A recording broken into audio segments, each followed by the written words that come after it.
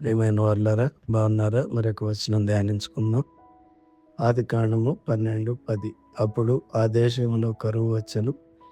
ఆ దేశంలో కరువు భారముగానున్నందున అబ్రాహాము ఐగుప్తు దేశంలో నివసించుటకు అక్కడికి వెళ్ళాను.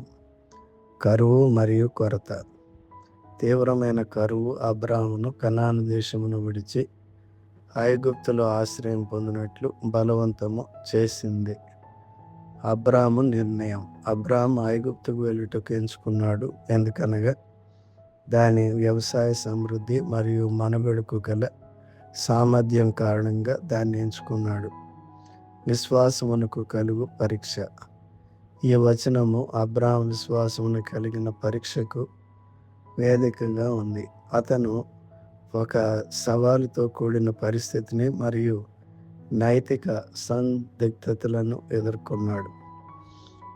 పరీక్షలు మనకు కూడా కలుగుతాయి. నశించిపో సువర్ణము అగ్ని పరీక్ష వలన శుద్ధపరచబడుతున్నది కదా, దానికంటే అమూల్యమైన మీ విశ్వాసము ఈ శోధనల చేత పరీక్షకు నిలిచినదై యేసుక్రీస్తు ప్రత్యక్షమైనప్పుడు మీకు మెప్పును మహిమయు ఘనతయు కలుగుటకు కారణమగును. 1 పేతురు 1:7.